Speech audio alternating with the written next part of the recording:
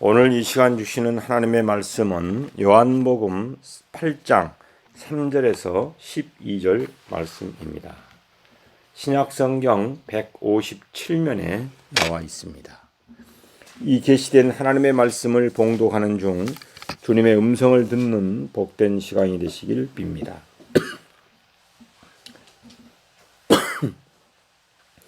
서기관들과 바리새인들이 음행 중에 잡힌 여자를 끌고 와서 가운데 세우고 예수께 말하되, 선생이여, 이 여자가 간음하다가 현장에서 잡혔나이다.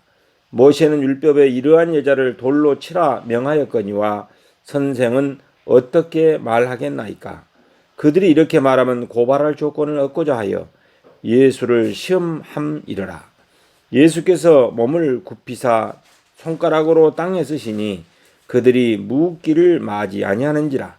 이에 일어나 이르시되, 너희 중에 죄 없는 자가 먼저 돌로 치라 하시고 다시 몸을 굽혀 손가락으로 땅에 쓰시니 그들이 이 말씀을 듣고 양심의 가책을 느껴 어른으로 시작하여 젊은이까지 하나씩 나아가고 오직 예수와 그 가운데 섰는 여자만 남았더라.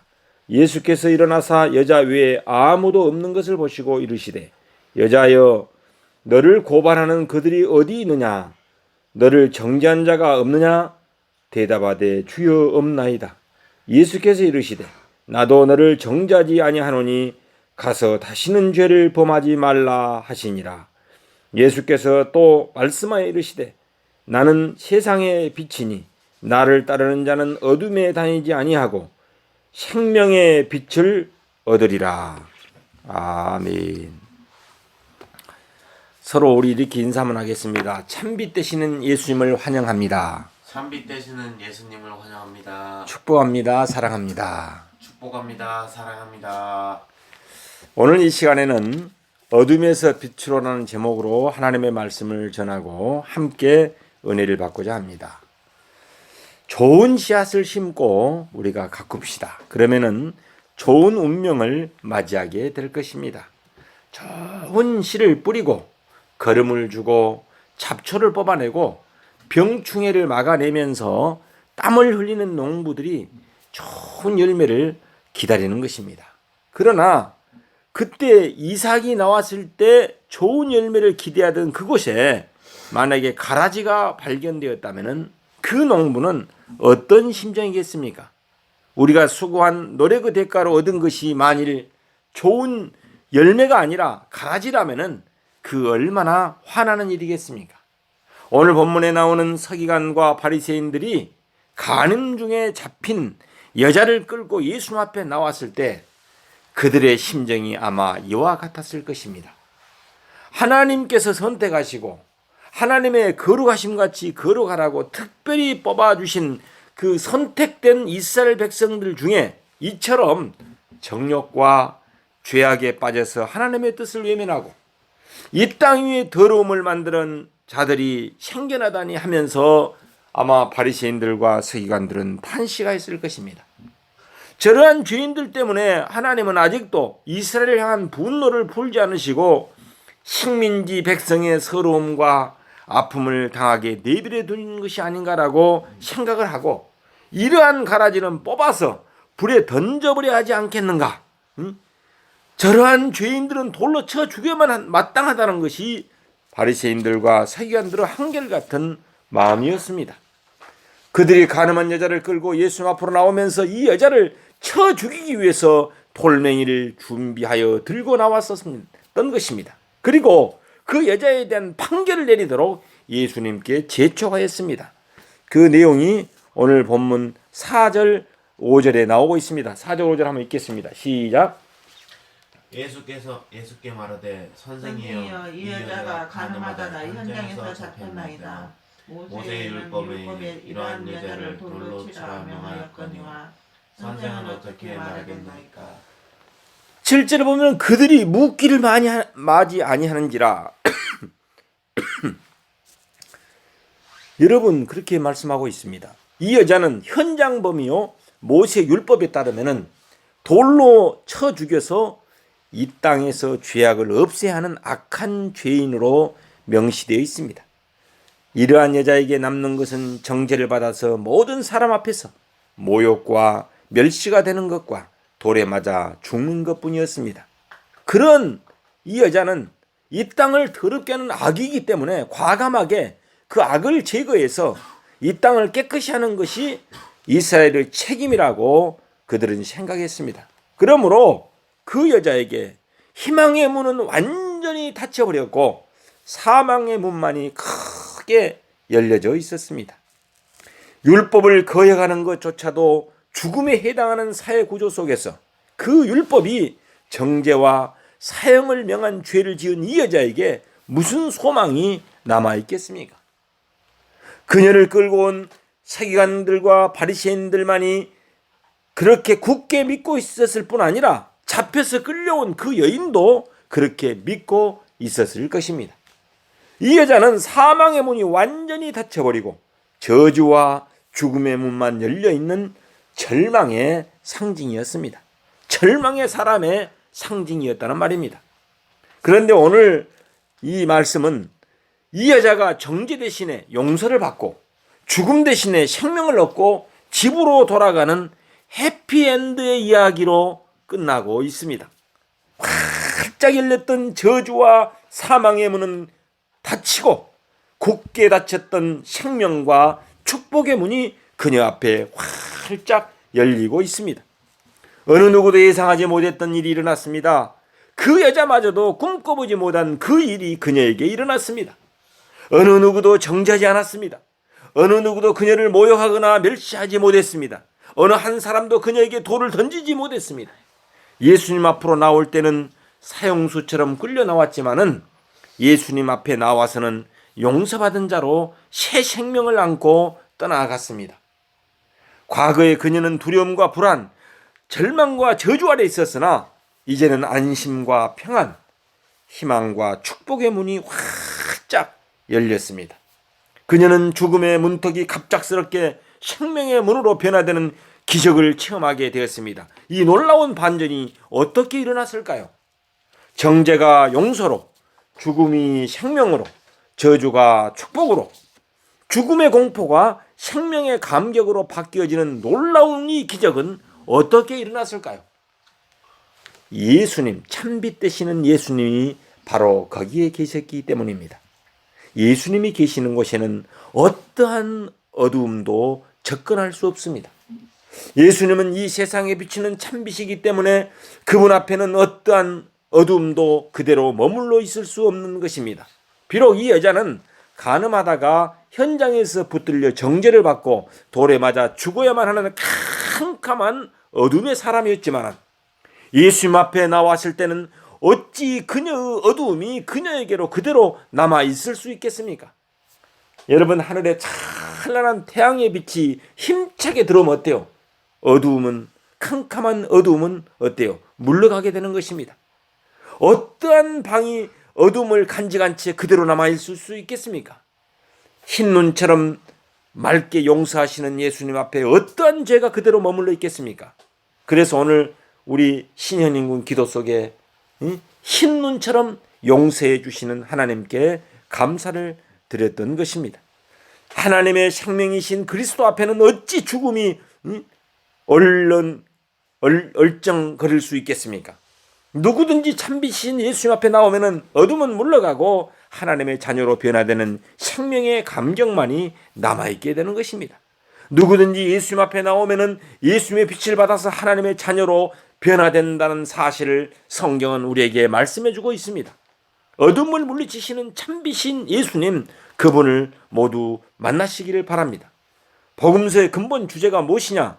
빛이신 예수님을 만난 사람들이 경험한 감격의 생명 이야기인 것입니다. 예수님은 참빛이기 때문에 모든 어둠의 사람들이 예수님 앞에 나오면은 새 생명의 빛으로 밝게 빛나게 됩니다. 마태복음 8장 16절 말씀에 보면 이렇게 말씀합니다.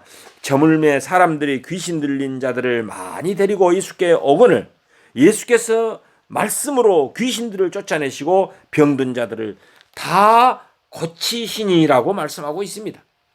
귀신의 어둠과 질병의 암흑이 아무리 칠 같다 해도 예수님 앞에 나오면은 하나님의 생명을 얻어서 빛으로 변화된다는 사실을 우리는 알게 됩니다. 예수님은 오실 그이가 당신이 오이까 우리가 다른 일을 기다리오리까 라는 세례요한의 제자들의 질문을 받았을 때 이렇게 대답하였습니다. 마태복음 11장 4절에서 5절 말씀을 제가 봉독해 드리도록 하겠습니다. 예수님께서 대답하여 이르시되 너희가 가서 듣고 보는 것을 요한에게 알리되 맹인이 보며 못 걷는 사람이 걸으며 나병 환자가 깨끗함을 받으며 못 듣는 자가 들으며 죽은 자가 살아나며 가난한 자에게 복음이 전파된다 하라. 이렇게 전해라고 말씀했습니다. 예수님이 언급하신 시각장애인, 지체장애인, 나병 환자, 청각장애인, 죽은 자, 가난한 자들은 모두 어둠에 속한 사람들입니다. 그들은 어둠 가운데서도 칠흑 같은 어둠의 자리에 앉아 있었던 사람들입니다. 예수님은 이들에게 참빛이 되어주고 계십니다. 그들이 혼자 있을 때는 칠흑 같은 어둠이었지만은 참빛인 예수님 앞에 나왔을 때는 장애인들은 고침을 받게 되고 나병 환자들은 깨끗함을 받고 죽은 자들이 살아나고 가난한 자들에게는 복음이 전파되었던 것입니다. 그들은 모두 하나님의 생명을 받고 있습니다. 그들은 하나님의 생명으로 인하여 엄청난 감격을 맛보고 있습니다. 그들의 배에는 생수의 강이 흘러나오고 있습니다. 저주가 축복으로 바뀌고 두려움이 기쁨으로, 불안이 평안과 감격으로 바뀌어지고 있습니다. 성경에서 읽은 예수님의 이야기들은 하나하나 한번 들어보십시오. 하나님의 생명을 받은 자들의 감격과 기쁨의 찬송 소리가 여러분에게 들려올 것입니다. 하나님의 나라의 생명이 이 세상 속으로 흘러들어오는 신비를 맛보게 될 것입니다. 여러분, 눈이 보이지 않았던 소경 바디메오를 한번 보십시오. 12년 동안 혈루증으로 앓았던 여인을 한번 보십시오. 거라사 공동묘지에서 소리 지르던 귀신 들린 광인을 보십시오. 7 귀신 들렸던 막달라 마리아를 보십시오. 그들이 예수님을 만나고 어떠한 생명의 빛을 받고 있는가를 여러분 한번 보십시오. 그들이 하나님의 생명으로 변화되었을 때 어떠한 감격과 기쁨과 은혜가 넘치고 있는가를 보십시오. 예수님의 신비한 은혜 안에 있는 그들을 보면서 생수의 강이 그들의 배에서 흘러나오는 기쁨이 무엇인가를 우리들은 알 수 있습니다. 하나님께서 사랑하는 여러분, 예수님 앞으로 나오십시오. 예수님 앞으로 나아갑시다. 그분을 우리의 삶의 중심에 세우고 삽시다. 그분의 찬빛으로 우리를 둘러 비추게 합시다. 그분을 통해 흐르는 하나님의 생명을 받아 마십시다. 그분의 생명의 은혜가 생수의 강이 흐르는 기쁨과 감격의 삶을 살아갑시다. 자신을 태우며 세상을 밝히신 촛불이신 예수님을 성경에서 우리들은 만나게 됩니다.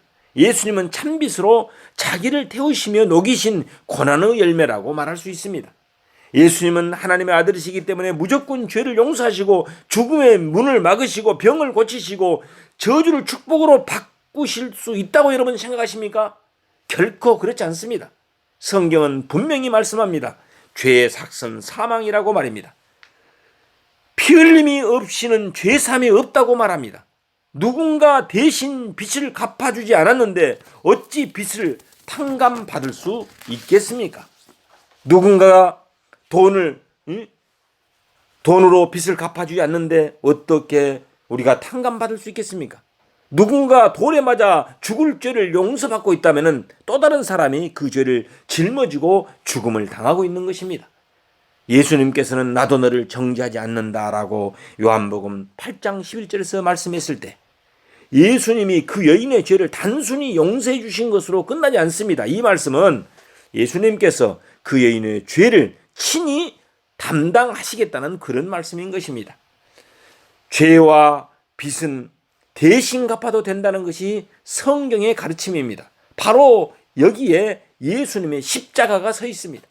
예수님께서 간음 중에 잡혀 끌려온 여인에게 나도 너를 정죄하지 아니하노니 가서 다시는 죄를 범하지 말라고 말씀하실 때 예수님은 그 여인을 용서하는 대신에 그 여인의 죄를 자신이 대신 지시고 십자가에 죽으실 것을 예고하신 것입니다. 마태복음은 예수님께서 귀신 들린 자들과 병든 자들을 다 고치셨다는 그 말씀 바로 다음에 이런 말씀이 덧붙여서 말씀하고 있습니다. 이는 선지자 이사야를 통하여 하신 말씀에 우리의 연약한 것을 친히 담당하시고 병을 짊어지셨도다 함을 이루려 하심이라라고 말씀하고 있습니다. 그렇습니다. 참비신 예수님께 나오면은 모든 어둠은 물러갑니다. 예수님은 모든 병자들을 고치십니다. 예수님은 귀신 들린 자들에게 귀신을 쫓아내시고 장애인들을 온전케 하십니다. 그러나 예수님은 이것을 위해서 자기의 몸의 약함을 감당하시고 병을 짊어지시고 죄를 대신 지시고 십자가의 죽음의 길을 가셨다는 사실을 우리는 잊어서는 안 됩니다. 빛의 대가는 자기를 녹이고 태우는 것이요, 죄의 대가는 그 죄를 짊어지고 죽는 것이요, 병고침의 대가는 자기 몸에 상처를 입히는 것이요, 평안과 기쁨의 대가는 자기 속에 불안과 저주를 안고 가는 것입니다. 예수님은 가늠한 여인도 사랑하셔서 그를 위하여 고난과 저주의 십자가를 지시고 죽음의 길을 가셨습니다.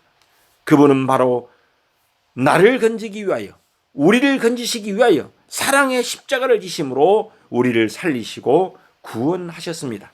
이번 주간은 참빛 대신 예수님의 탄생을 기다리며 경건과 절제의 삶을 보내고 있는 대림절 세 번째 주간입니다. 우리 모두 사랑과 생명과 소망과 참빛으로 오신 예수님을 기다리며 뜻깊은 대림절을 보내시기를 예수님 이름으로 축원합니다. 아멘. 기도하겠습니다.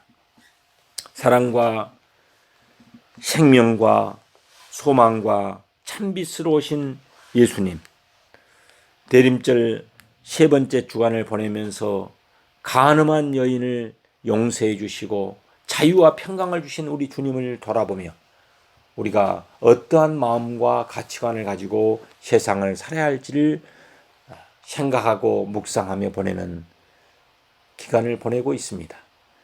예수님께서 우리의 주인이 되어주시고 우리의 왕이 되어주시고 우리 구원주로 우리들을 선한 길로, 바른 길로, 옳은 길로 인도하여 주옵소서. 그래서 이 세상에 참빛을 모르고 사는 수많은 영혼들이 주님 앞으로 나와서 참빛 되신 예수님을 만나고 영접하고 믿고 의지하고 살아가므로 진정한 자유와 평강을 누리고 살아가는 복된 생애가 되게 하여 주옵소서. 이 땅에 길이요 진리요 생명으로 오신 예수 그리스도 이름으로 기도 올립니다. 아멘.